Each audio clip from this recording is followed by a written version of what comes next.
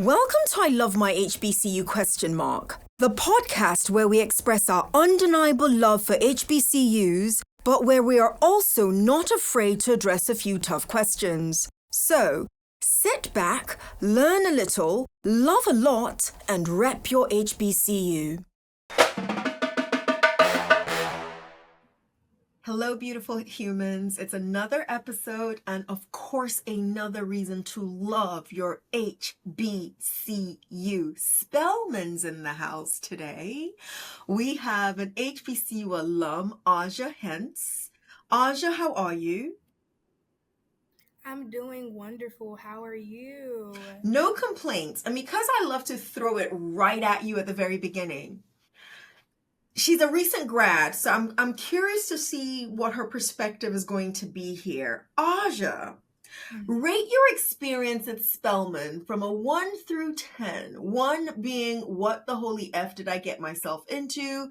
10 being, that was next to heaven.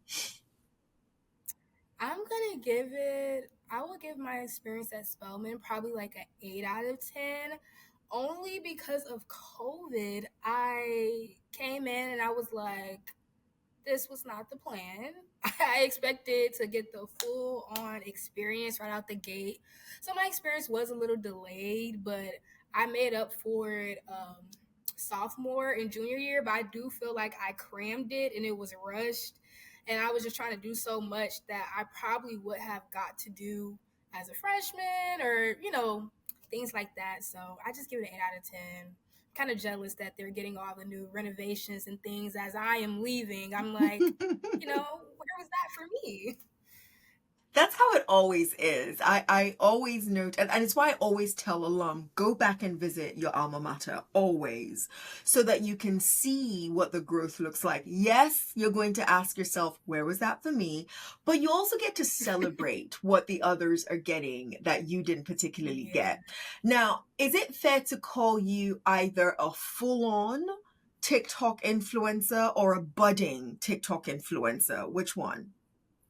That's a good question. I would like to call myself a full-on TikTok influencer, but I feel like when it comes to like lifestyle content just based on specifically me, I would say budding, because clearly I've started my TikTok influencing based around Spelman, but now that I'm not at Spelman anymore, I kind of want to shift out of that, and I've been moving into other things and other different types of media recently. So I feel like at first I used to call myself, oh, I'm just a content creator. I just create content. But like once things started to go all over the world, I was like, that's influence. So then I was like, Absolutely. okay, I am a TikTok influencer. I love So it. now I will say it's a little bit of both, because now I kind of want to like move outside of just, Spelman.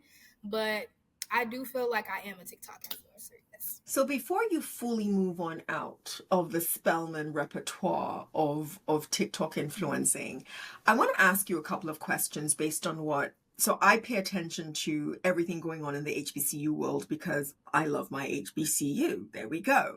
Yes. So number one, I love Spelman. I was not raised in the United States of America. I did not know about Spelman before coming here. But when I found out about Spelman, I went to visit the campus, and I've always cherished the beauty and complexity of sisterhood. And I think Spelman is one of the universities, not just HBCUs, universities, period, that still provides this fertile ground for beauty and complexity of sisterhood. So let me put that out there first. Now, when I rewind what I've seen about Spelman over the last year, I've seen some very interesting things, both good and challenging. I want to ask you a question about how the Spelmanites feel or felt when we, the rest of us, saw some some social media, messages about places like Spelman being a little cultish. What were as somebody who is a TikTok influencer, what were your thoughts as those who are in the so-called cult, I don't consider you guys a cult, by the way, but for those of you who are Right. in Spelman, how did you guys feel about that? Yeah, I love to consider myself a diehard Spelmanite. I come from a long line of Spelmanites. So for me personally, I was just like, no. Like, what are you talking about? Especially a person like myself who, Spelman started, it was Atlanta Seminary Baptist Church originally. So it started off as a church.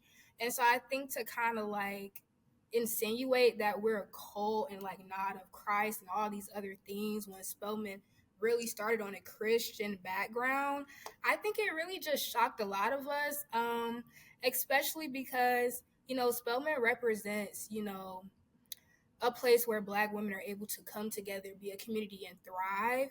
So I think we very much took that personal. I think a lot of times people try to tie like the history of how Spelman was started to like what's going on there currently without Mm-hmm. really knowing the history or facts.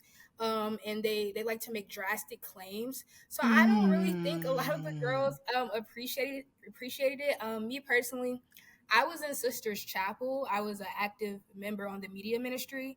So I know Spelman don't play that. You know what I'm saying? I just feel like everybody is entitled to their own opinion, but if you're not there, you really don't know what's going on. And Mm.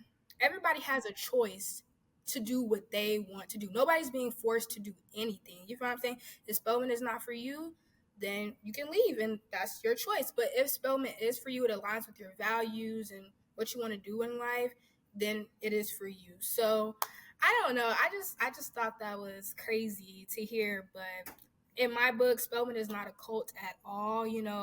Everybody has a choice to be who they want to be, live how they want to live. Even with Spelman being predominantly a Christian school at one point in time, they don't really even force that. You know what I'm saying? You have a choice whether you want to participate in Sisters Chapel, whether you want to believe, not to believe. So I thought that was ridiculous, but. I appreciate you for it. So, number one, I appreciate you for answering that. Number two, I think what I appreciate most about everything you said, two things, not one, two things. The first thing that I appreciate most about what you said was you can say whatever it is you want to say when you're on the outside of something. When you're in it, it's a little bit different. So, those of you who are walking those halls and in those residence spaces, very different perspective. That's number one. Number two, and I really, really love this. Nobody's tying your feet to the ground and saying you must stay here. And if you're one of those who are in any one of those spaces and you realize this isn't for me, there's also the opportunity for you to transfer and go somewhere else and find the space that is right Mhm. for you. The reason, Aja, thank you for actually addressing it, Mhm. because it's very likely that, somebody hears a question like that and they're like, well, hold on, no, let's not go there. But I think the reason why I'm really appreciative that you decided to just respond and talk about that perspective that people had. I see a lot of people, and I want your perspective on this.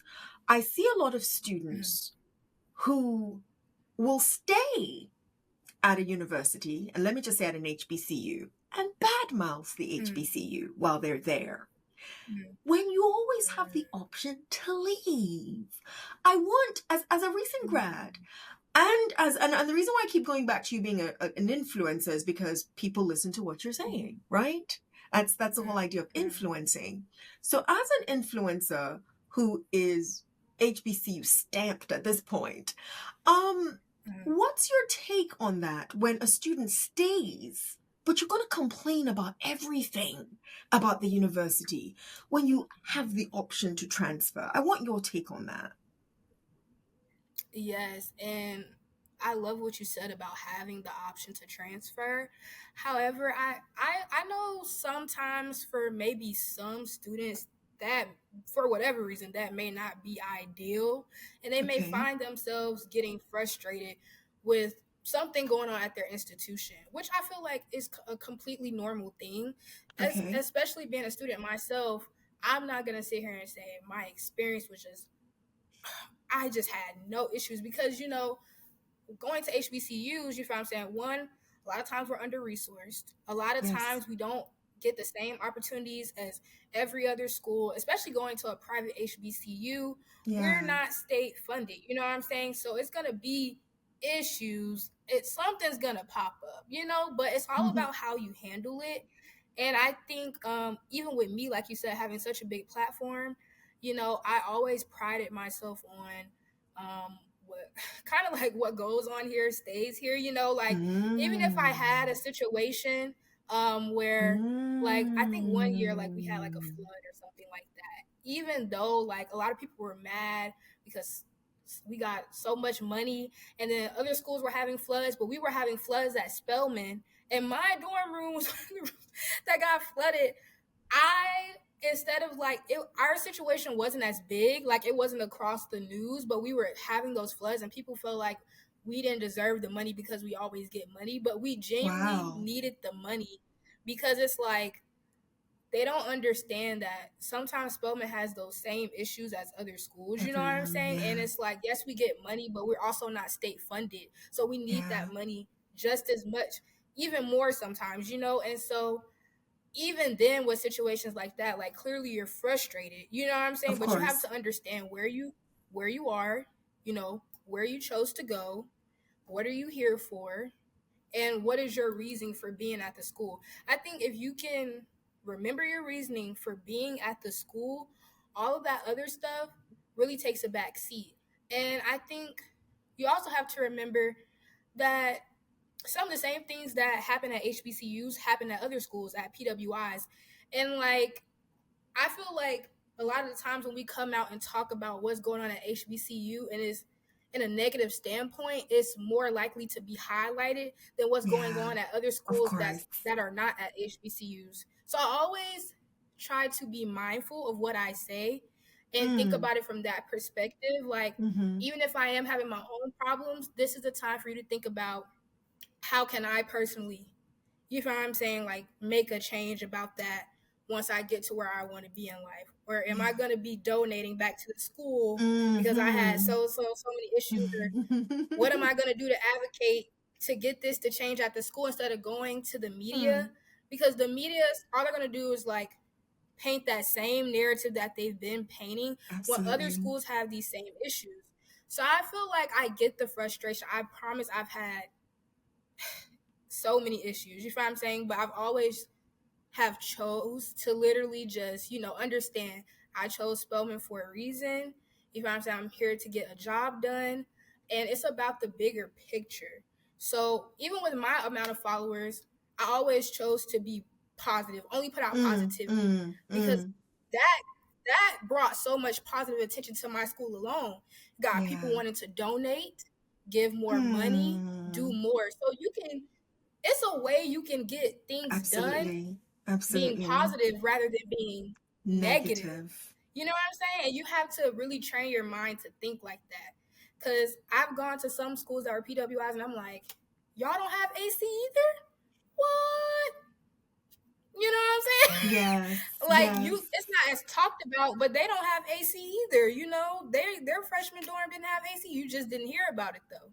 So Yeah. I think we really have to be conscious of, what we choose I to say. appreciate that. I love that. I need listen. My rapid fire segment is my favorite. On the podcast, I want to throw a rapid Mhm. fire segment at you very quickly, but you mentioned Mhm. something about giving back. And Mhm. I know from having spoken to so many Spelmanites. Let me hush. We're gonna get to it in a second. Let me hush. Let me hush. Are you ready? Are you are you ready for the rapid 57? All right, let's do this. Aja, Mhm. describe your HBCU experience in one word. Oh my God, wait, because one word? One word. Mm, Remember, it's rapid. grounding. Grounding. I love it. She's like, you're not gonna rush me. Grounding. If your Mhm. time in college was a song, what song would it be?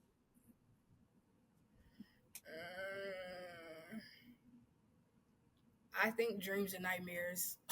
Dreams and night. Okay. Literally the title. Dreams and Nightmares, literally the title. I love it. What would you have wanted to tell your college roommate but didn't get to? And this is crazy because I only had one roommate my entire experience, so I literally love her Wow. to death. Oh, I would tell her that she's gonna achieve everything that she wants to in life, and that she's such a sweet person. So well, that's yeah. beautiful. That's beautiful. On a scale of 1 through 10, I have a feeling it's a 10. On a scale of 1 through 10, how good of a student were you? Oh, I think I definitely could have been better senior year. I'm gonna give Okay. myself a 9 or 8. 9 or I 8. love it. I had that senioritis bad. I was gone. I was gone. I hear you. I hear you. Okay, last question. Shout out your favorite professor or person, period, at Spelman and what she's excited. I love it. Like, give it to me. Give it to me. I have multiple. I'm going Dr. Buabang, my organic chemistry teacher, Dr. Griffin, my biology teacher, Professor Coffee, my physics. They were like my school parents, and I love them. And yes, and Coach Ware, my tennis coach. I I love love Coach Ware. it. I Yes. love it. That's beautiful. The look on your face when I said shout somebody out and the excitement, and I could literally hear the wheels going. I can't just shout out one person. It's got to be more. So I'm glad Yes. you gave it to us. You said earlier on that you come from a lineage of Spelmanites, and you are Mm-hmm. from Atlanta.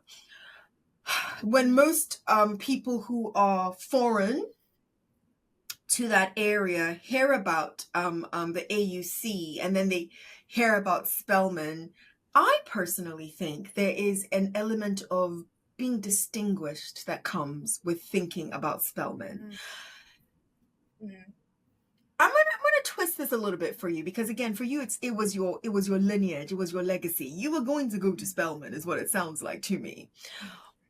Mm-hmm. What First of all, if you had not gone to Spelman, which other university would you have gone to? That's number one. And then number two, she's like, okay, let's hear it. Go ahead. Go ahead. Go ahead. Go ahead. I love Okay, listen, anyone that I is would only have went. listening, you have to watch Aja. You can't just listen to her. You have to watch her because her facial expressions are giving. Go ahead. Go ahead.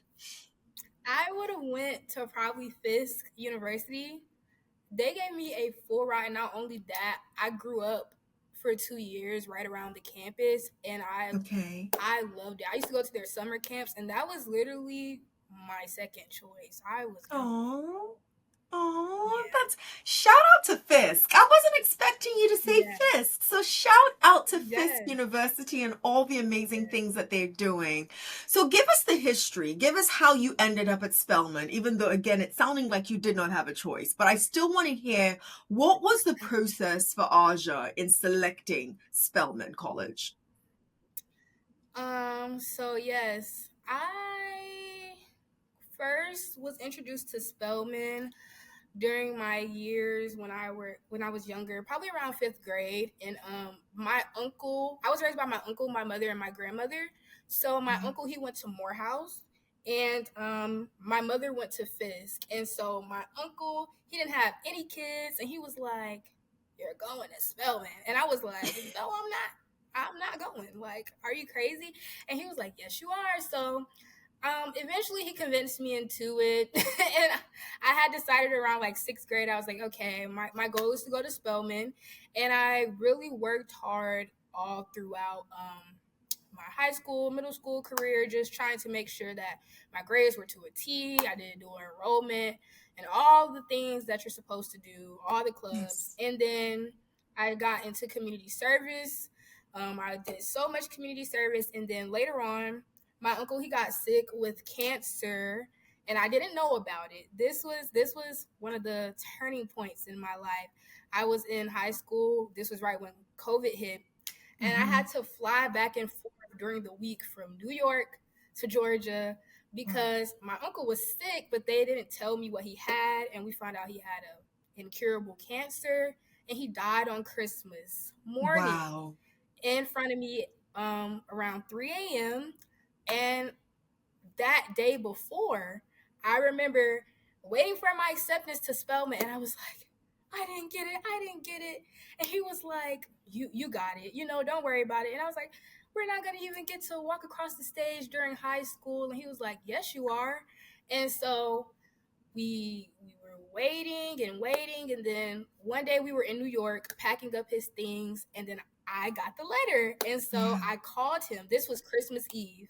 I called him and I was like, I think I got in. He was like, are you sure? He was like, make sure you read it real good. And I Wow. was like, yes, I got in. And literally 3 The a.m. the next next day day. he passed. Wow. And then I didn't have a scholarship at the time, and I was like, I have to go to Spelman because my uncle had just passed on Christmas, and I was like, I have to do it in his honor, but I didn't have a scholarship at the time, and FizCat gave me a full ride, so I was really leaning towards Fizz because my Yeah. whole point was I didn't want my mom to be in debt or nobody Of to be in course. debt, and Of then course.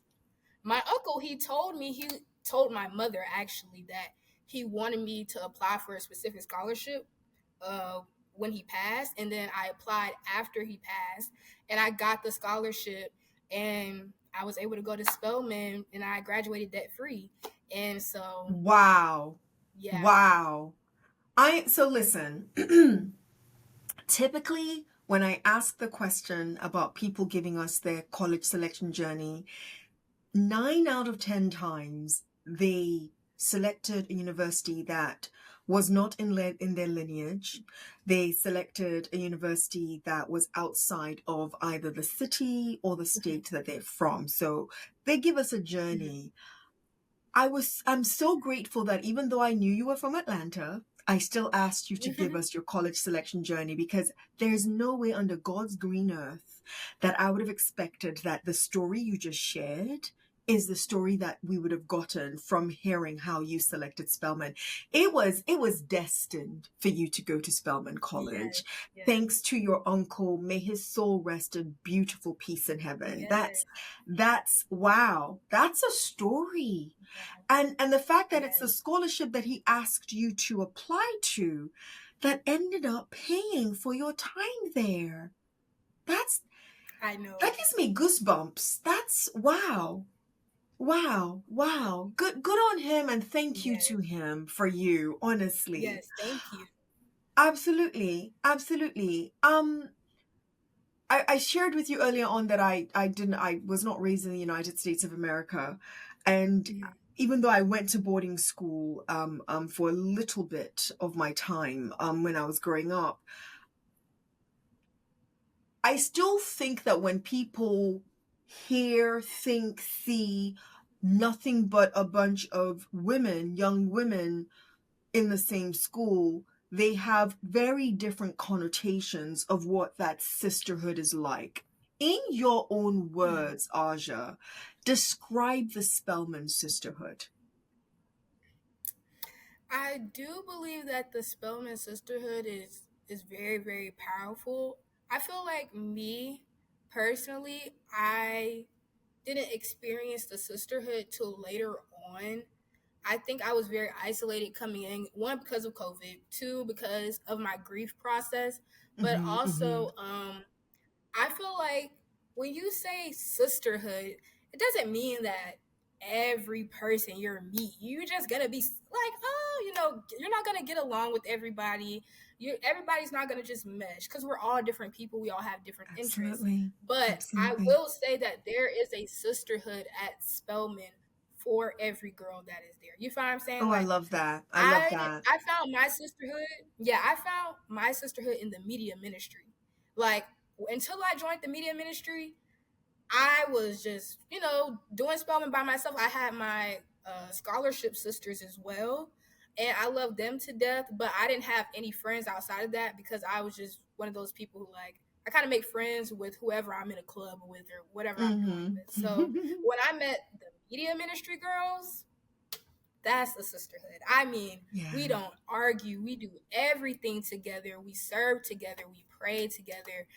It was like literally the best thing that could have ever happened to me. And I think those will be my lifetime friends. So I will say that at Spelman, I think the sisterhood really takes full effect even more once you graduate, Mm-hmm. because now you guys are alum, and when you see a Spelman sister, even if you don't know that person, you find what I'm saying, that you have some comfortability there. Like here at my internship, there are a few Spelman sisters, and they know that they can come to me. I don't even know who they are. I feel Of old because course. I've Of course. graduated, and I'm like, you guys are younger than me, but they know that they can come. And like, even when I needed opportunities, like I had older Spelman sisters who probably met me one time, and then they keep up with me on social media and they congratulate me and they're super nice. And some of my professors, I love the professors who were previously Spelman sisters because they truly do get it in a different type of way where we can talk to them about stuff and about how Spelman has evolved and all Of those types of course. things. So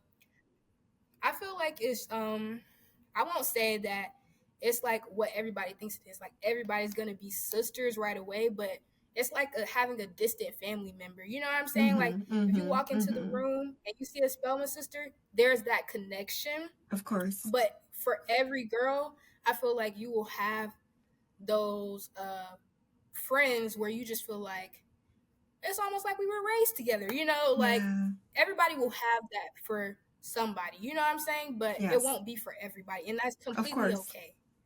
I Yeah. love how you said that at Spelman, everyone will find their sisterhood. I love that. So it's not Yeah. this collective singular Yeah. sisterhood for everyone. Mhm. You will find your group of sisters. And I also love, I've got two sisters. We do not always get on. So when you said it doesn't mean everyone's going to be kumbaya getting along together all the time, that makes sense. Yeah. You don't get along with them. You Yeah. don't agree with everyone on every single thing all Yeah. the time, and that's perfectly okay.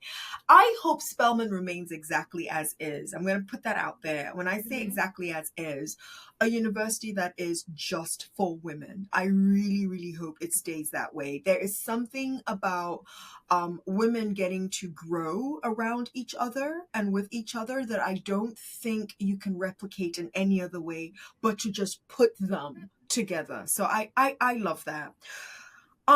Remember how before I threw the rapid fire at you, I was about to talk about the give back at Spelman? Aja, Mm. I believe, and I'm going to find out if I'm right or wrong, I believe that Spelman has the largest alumni give back of any HBCU in the country. Again, I could be wrong, but the last time I checked, I think I'm still accurate. What's the secret sauce? There isn't a Spelmanite that I know of. Again, personally, I'm not saying that this is true for every Spelmanite, but there isn't a Spelmanite that I know personally that does not give back to Spelman. And when I say give back, I'm just talking they show up for all the things. I'm actually also talking Mm. financial because typically everyone's like, well, you can give back. It doesn't always have to be financial. Mm. No, Spelman alum give back. What's the secret sauce? I think the secret sauce is literally one, the sisterhood. Black women are the most educated, first of all. Girl. So, I think it's a different type of sisterhood within just black women. I really Women. do think that we want to see each other like Mm, thrive in the best way possible, but I really feel like our elders, they really want to push us forward. And I also think like students like me who have that passion for Spelman and the people that's coming behind them, those are the people that are giving back. And I feel like that's what type yeah. of community Spelman has. Like we're number one, so we pride ourselves on being number one. We need to make sure we're doing Haven't you what we guys need to been like do. number one for like 15 years or something? Like it's double It's digits. You guys have been number insane. one for like double digits. Sorry. Yes, we've been number one we've been holding the title and it has not been taken. And I feel like everybody understands we need to do what we need to do to keep that title, and I feel like even myself, like, one of the things that they make us do, like that I was my first time experiencing as a graduate, is like when we graduate, we have to give back. Kind of like before we walk across the stage, like we have this little blue tassel thing, and it's like you pay $18.81. So you already kind of donate before Um, you even get out the door. They like, yeah. yeah, you gonna donate if you want to get a cute little tassel. So most of us want the tassel, and we all donate. So that kind of already starts us donating, getting in the Oh, habit I of it like that. before we even before we even leave out, you know. And then I just think like myself, like you said, like you have to be in it to experience it, and like the experiences that we've had, I'm pretty sure that all of us collectively want better for the students that are coming behind us. Like whether it's dorms, whether it's more opportunity, we want our girls to have the best of the best. And we don't want, Yeah. and I promise this new generation, I don't want to speak for everybody, but me personally, I really don't believe in the because we went through it, you got to go through it thing. I like that. I I am like not that. a I supporter like of that. that. I am very much a supporter of, you know, whatever. Y'all should have the best of the best. If the people at the PWIs can have it, you should have it too. I like Because your that. ancestors did what they did for you not to have to go through the same things.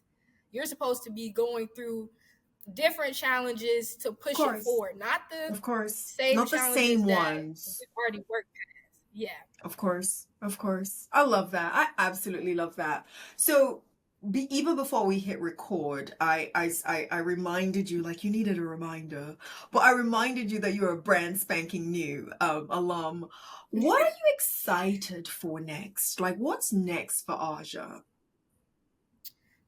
So far, first I'm excited for my first homecoming. Second, as alum, but secondly, I'm just excited about creating my own brand around media, cuz I really was surprised by how much, you know, just by being positive, like how many people can latch onto that. Because I know sometimes in the Mm, media, we may see certain things about ourselves, and it's more towards like a negative standpoint. And sometimes people feel like they have to be messy or bring in like a little drama to get attention.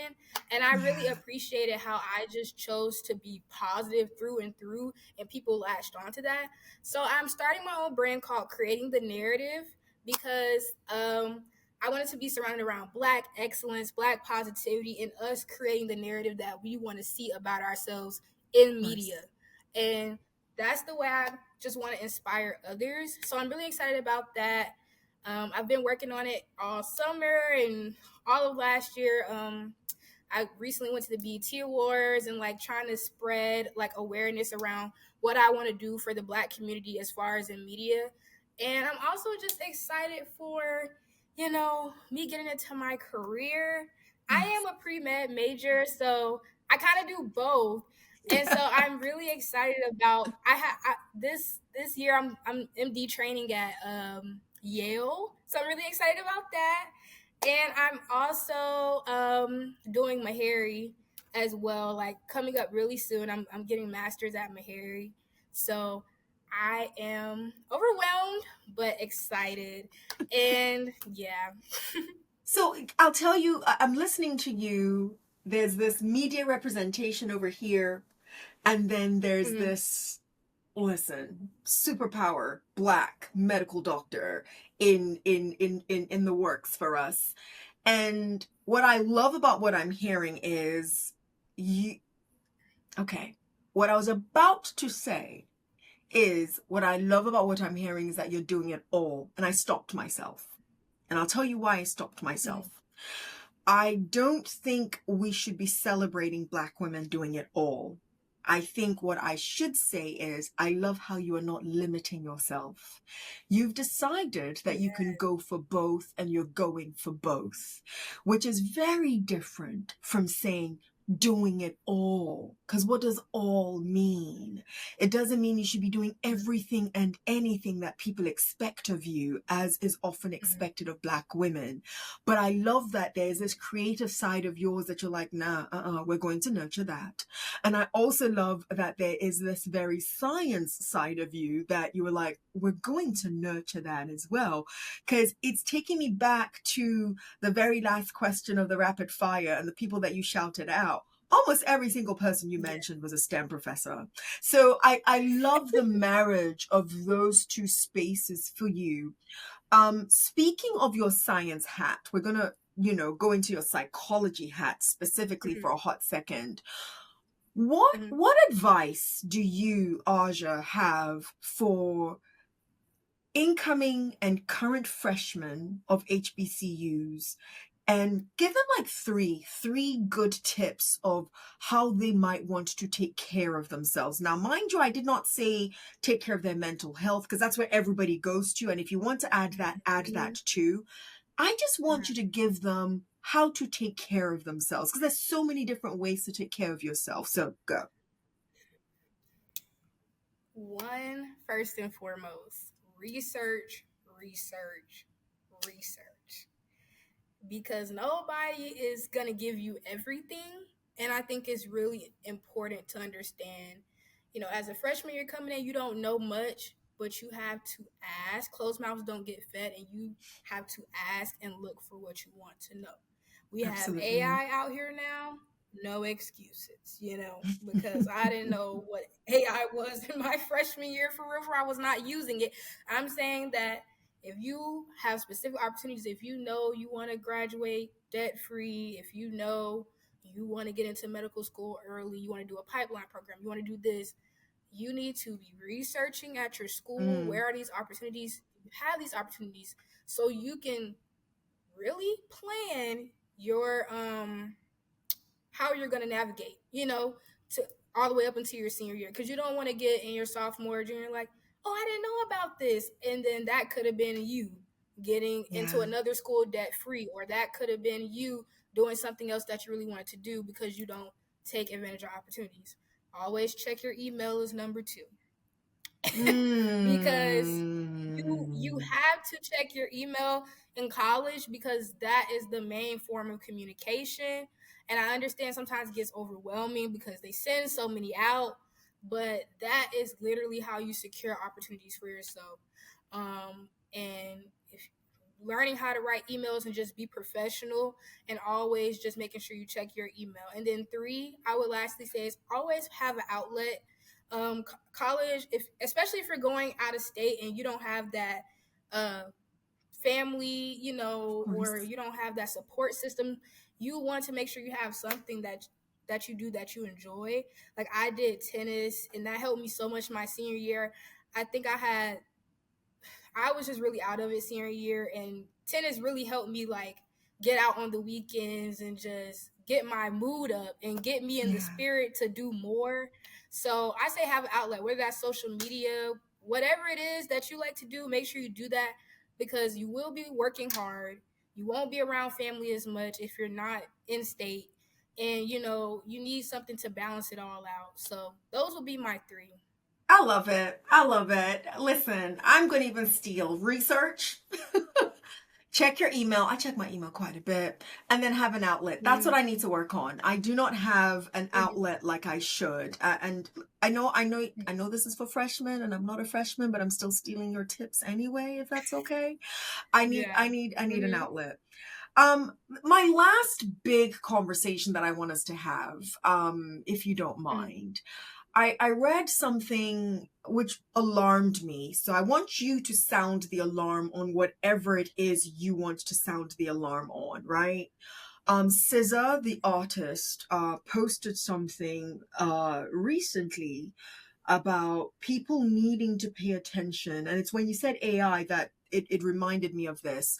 People needing to pay attention to the potential of racial injustice that is occurring in where our AI mainframes are being kept. That it's Mm-hmm. typically going to be spaces where Black people, it's almost as if they're taking Black homes and spaces where Black people used to live, or Black and Mm, brown. I don't know. I do not know the details of the story yet. But the way in which she said it as somebody who is very well informed about this. And it made me mm, curious, Aja, what would you want to sound the alarm on, that you would want people around you to pay closer attention to?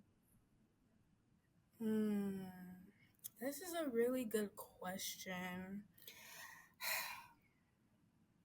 Hmm. I kind of hate to say this and like be repetitive, but I would also say like the media, like what type of media that you're, ingesting, literally, because it really can take a toll on your mental health and like how you perceive yourself. I Absolutely. remember, I think one of the craziest moments of my college career was when we lost the election, and being on Spelman's Mm, campus when we lost the election, and how media affected the emotional, the emotional environment of Spelman.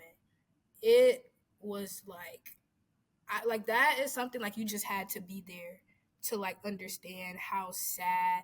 And so I feel like we have to be very careful with what we read and what we take in and what we're yeah, looking at, and what we're yeah, let what are we letting like motivate us and inspire us and drive us to do the certain things that we do. So I abs- think also you can't believe everything you see. And especially in the I world of think AI that's my now. big. Exactly. And that was my biggest thing, like even doing the TikTok and having that much power, understanding how these are real people. How does this affect their mental health? I had to be an active person to check in. Are you okay with this? How does this make you feel? Reading the comments of people who may have not been as supportive because they see Black women doing so great, they feel threatened by it. You know what I'm Wow. saying? Things of that nature. How did I protect my own mental health reading Of those comments? course. How did Yeah. I get up every day? And so I really feel like paying attention and being very, very mindful of what you take in on what you take in on the media, because it really can. The media is everywhere. We can't avoid it, and it really can affect your mood and how you perceive yourself. I feel like as HBCU students, we need to make sure that we're keeping our self esteem intact, especially in these times. We need to make sure that we don't let anything waver us, and that if something does waver us, we are taking the necessary steps to protect our mental health. So yeah, I would really go with that. I appreciate that. As you were talking, I was thinking about the reality that it wasn't that long ago that you did not see the best of representations in the media of Black people and especially of Black women. That's number one, still the case in some cases. But number two, literally what you said, there's just so much out there that we're consuming. And because it is Mhm. all around us, are we taking a minute to really evaluate what exactly am I consuming here? And should I be Mhm. consuming it? Aja, is there anything you are a TikTok influencer. You're going to be transitioning into a more personal brand. I know that. But is there something that you're like, okay, Tosin, why didn't you ask me that? Or why didn't you mention this that you would like to share with the audience before we leave? Um, for me, I think that one thing that I would like to share is that once again, I am doing my brand, creating the narrative, and I would love for people to follow my page. It's creating the narrative on Instagram, and also Nice. just to continue to support HBCU students in general. Um, I know, like you said, we're known for giving back, but I feel like everybody in the community should start to give back to HBCUs, especially during this time point. I think with everything that's going on with the DEI conversation, I think it's no safer place than to be with your own. The people that Hmm. value you, the people that cherish you, where you can go into a safe space and not be questioned whether you're qualified or not, but also to where a place where you can go and be grounded and come out more confident in yourself, so that when we do step out into these outside spaces, we're not doubting ourselves. We know who we are, we know what we came to do. And it's just, I just think this is that time to, you know, we need to come together as a community, and we need to pour into our own communities. And I think HBCUs is the best way to do that, because those are where our students are. And I feel like at this time, that is the way that we can also combat everything else that's going on in the world right now. So yeah, I would just, that's my little tidbit that I kind of want to leave off on. And yeah. Creating the narrative. I actually just love that that's the title of your new brand. And absolutely, I hope as many human beings who hear the sound of my voice are going on there right now and they're following you. Aja, hence, Yes. in one word or short phrase, please tell us why you love HBCUs. Oh my gosh. I love HBCUs because they are the place where Black students can thrive unapologetically and be themselves all the time for us and by us. So, yes. It's the Yes. unapologetically for me. I love it. Yes. Aja, thank you so much for being my guest on this episode of I Love My HBCU ? And to the audience, thank you for tuning in. It's impossible for you not to love and feel some of this Spelman love that Aja gave us on this episode.